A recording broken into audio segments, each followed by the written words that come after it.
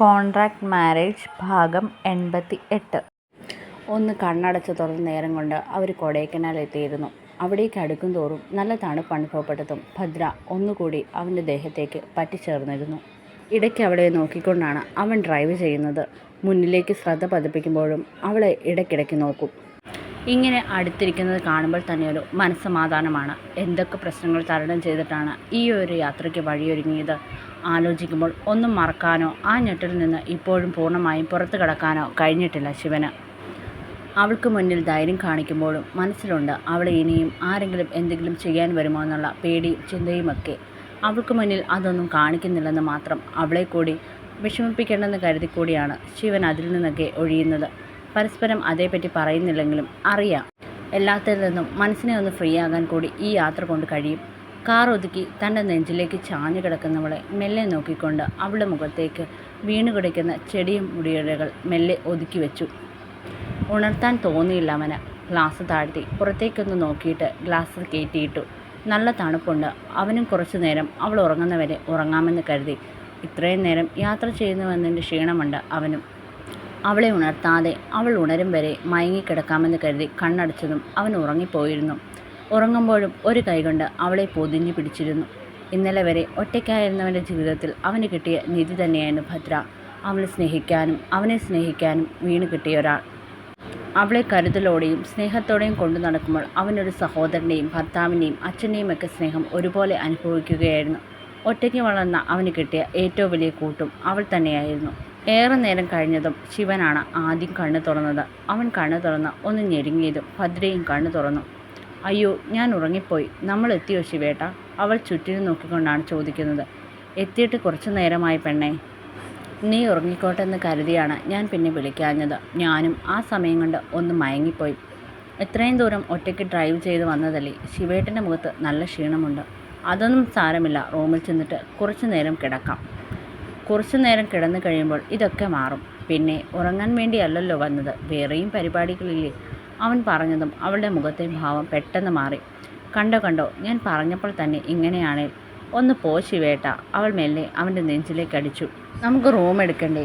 അതൊക്കെ നേരത്തെ എടുത്തു വെച്ചിട്ടുണ്ട്. ഇവിടുത്തെ സീസൺ ടൈം ആയതുകൊണ്ട് ചിലപ്പോൾ വന്നിട്ട് കിട്ടാനൊക്കെ പാടായിരിക്കും. അതുകൊണ്ട് ഞാൻ നേരത്തെ തന്നെ അതൊക്കെ എടുത്തു വെച്ചു. ഇവിടെ വന്നിട്ട് നിന്നെയും കൊണ്ട് ബുദ്ധിമുട്ടിപ്പെടണ്ടല്ലോ. നല്ല തണുപ്പുണ്ട്. നമുക്ക് റൂമിലേക്ക് പോകാം. അവൾ അതിന് തലയാട്ടുമ്പോൾ കണ്ണുകൾ പുറത്തേക്ക് അതിവേഗം നീങ്ങി. ആദ്യമായി ഇതൊക്കെ കാണുന്നതിൻ്റെ സന്തോഷമായിരുന്നു അവൾക്ക്. അവൻ കാർ മുന്നോട്ടെടുത്ത് നേരത്തെ ബുക്ക് ചെയ്തു വെച്ചിരിക്കുന്ന ഹോട്ടലിനടുത്തേക്ക് നീങ്ങി. ഹോട്ടലിന് മുന്നിൽ കൊണ്ട് നിർത്തി. ഞാൻ അകത്ത് വരെ പോയിട്ട് വരാം. നീ കാറിൽ തന്നെ ഇരിക്കണം. പുറത്തേക്ക് ഇറങ്ങരുത്. അറിയാത്ത സ്ഥലമാണ്.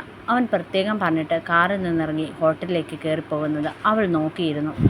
എനിക്കറിയാം ശിവേട്ടന് ഇപ്പോഴും പേടിയാണെന്ന്. ഒരു തവണ അല്ലല്ലോ, 2 തവണയല്ലേ ഞാൻ അപകടത്തിൽ നിന്ന് തലനാരിഴയ്ക്ക് രക്ഷപ്പെട്ടത്. പുറമേ കാണിച്ചില്ലെങ്കിലും എന്നെ ആരെങ്കിലും എന്തെങ്കിലും ചെയ്യുമോ എന്ന് ഉള്ളിലുണ്ട്. പാവം മനുഷ്യൻ.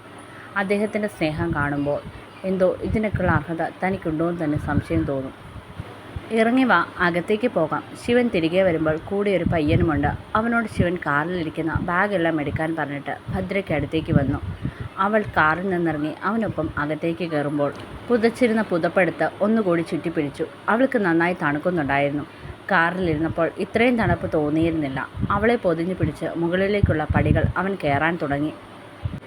പേഴ്സിൽ നിന്ന് കുറച്ച് നോട്ടുകൾ ബാഗ് കൊണ്ടുവെക്കാൻ വന്ന പയ്യന് കൊടുക്കുന്നതും അവൻ സന്തോഷത്തോടെ പോകുന്നതും നോക്കിക്കൊണ്ടാണ് ഭദ്ര ബാഗെല്ലാം ഒതുക്കി മാറ്റി വെച്ചത്.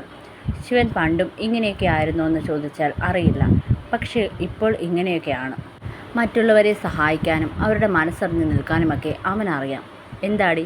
അവൾ അവനെ തന്നെ നോക്കി നിൽക്കുന്നത് കണ്ടവൻ ചോദിച്ചു. വെറുതെ. ആ പയ്യന് ശിവേട്ടൻ അത്രയും പൈസ കൊടുത്തപ്പോൾ ഒരുപാട് സന്തോഷമായെന്ന് തോന്നുന്നു. അവൻ്റെ മുഖം കണ്ടില്ലേ? അത് പിന്നെ ഇല്ലാതിരിക്കുമോ പെണ്ണെ? ഇങ്ങനെ വരുന്ന ഗസ്റ്റ് ടിപ്പ് കൊടുക്കുമ്പോൾ അവർക്കത് എക്സ്ട്രാ ഇൻകമാണ്. കിട്ടുന്ന സാലറിയേക്കാൾ അവരെ സന്തോഷിപ്പിക്കുന്നത് ഇതൊക്കെയാണ്. എല്ലാ ജോലിക്കുമുണ്ടാകും അതിലേക്ക് പിടിച്ചു നിർത്തുന്ന എന്തെങ്കിലും ഒന്ന്. അതൊക്കെ പോട്ടെ, ഇനി നമുക്കെന്താ പരിപാടി? അവളെ പിന്നിലൂടെ വന്ന് ചുറ്റിപ്പിടിച്ച് അവളുടെ തോളിലേക്ക് തല വെച്ച് നിന്നാണ് അവൻ ചോദിച്ചത്. എന്ത് പരിപാടി? ഒരു പരിപാടിയുമില്ല. കയറിക്കിടന്ന് ഉറങ്ങാൻ പോകുന്നു. ഇത്രയും നേരം യാത്ര ചെയ്തു വന്നതിൻ്റെ ക്ഷീണം മാറ്റണം, അത്ര തന്നെ. അവൻ്റെ കൈ തൻ്റെ ദേഹത്ത് നിന്ന് വിടുവിക്കാൻ നോക്കിയെങ്കിലും അവൻ ഒന്നുകൂടി കൂടുതൽ മുറുക്കി പിടിച്ചു അവളെ. അത്ര എളുപ്പത്തിൽ പറയാതെ കാര്യമായി പറ പെണ്ണേ. എന്താ പരിപാടി? ഒരു പരിപാടിയുമില്ലെന്ന് പറഞ്ഞില്ലേ? ആണോ ശരിക്കും? അവളുടെ കഴുത്തിന് പിറകിലേക്ക് മുഖം ഓടിച്ചുകൊണ്ട് അവൻ ചോദിച്ചതും അവളൊന്ന് പിടഞ്ഞു. തമാശയ്ക്ക് പോലും അവൻ്റെ അടുത്ത് അധികം നേരം ഇങ്ങനെ പറഞ്ഞു പിടിച്ചു നിൽക്കാൻ പറ്റില്ല. അവൻ എങ്ങനെയും തന്നെ വീഴ്ത്തിക്കളയും. ചെക്കൻ പണ്ടത്തെ പോലെയുള്ളെന്നും എപ്പോഴും ഇപ്പോൾ പറഞ്ഞു പോകുന്നത് തന്നെ അതുകൊണ്ടാണ്. എന്താണ് ആലോചിക്കുന്നത്? ഈ ചെറിയ തലയിലെ ഉള്ള മുടി കളയല്ലേ പെണ്ണെ. ഒരു പ്രസവമൊക്കെ കഴിയുമ്പോൾ നല്ല മുടി കൊഴിച്ചിലുണ്ടാകും.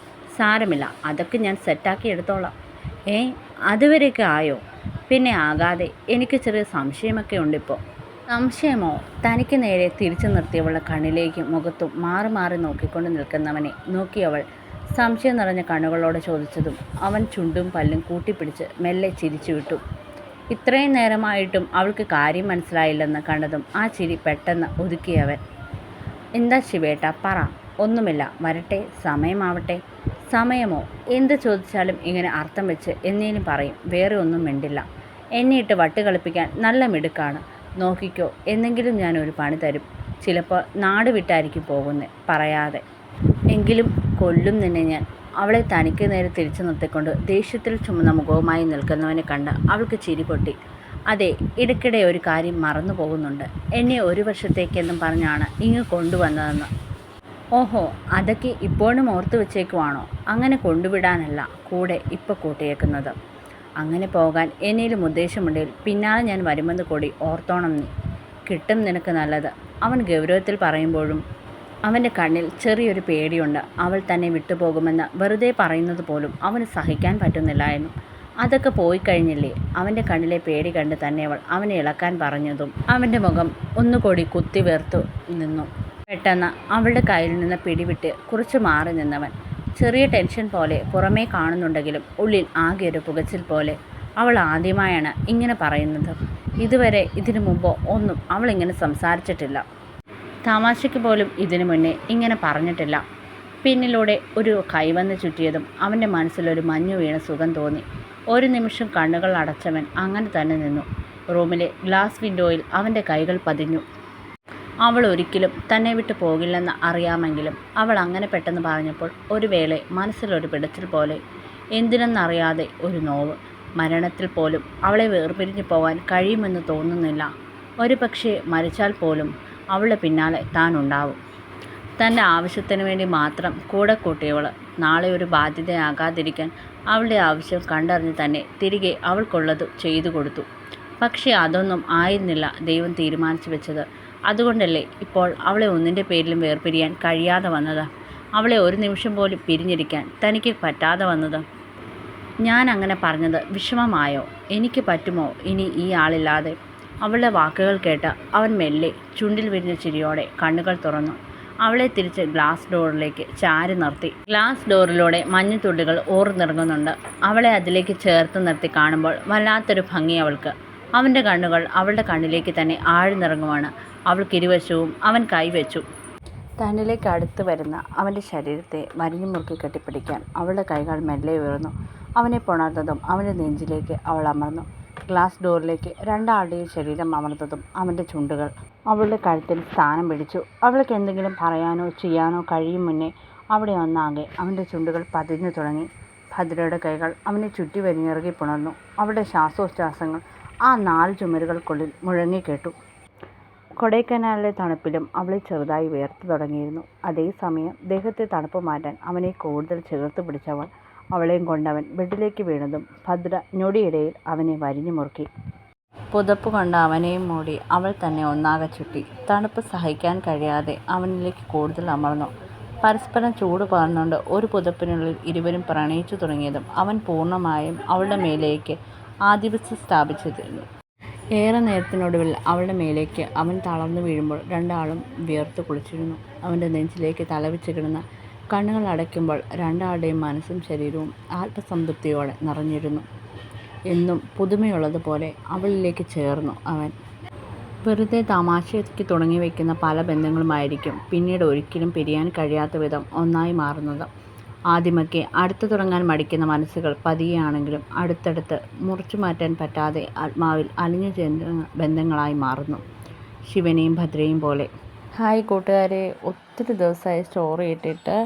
എനിക്ക് ഒട്ടും സമയം കിട്ടിയില്ല. കുറച്ചധികം തിരക്കുകളിൽ പെട്ടുപോയി. അതുകൊണ്ടാണ് സ്റ്റോറി ഇടാഞ്ഞത്. ഇനി മുടങ്ങാതെ സ്റ്റോറി ഇടാൻ ശ്രമിക്കാം. എല്ലാവരും ക്ഷമിക്കണം.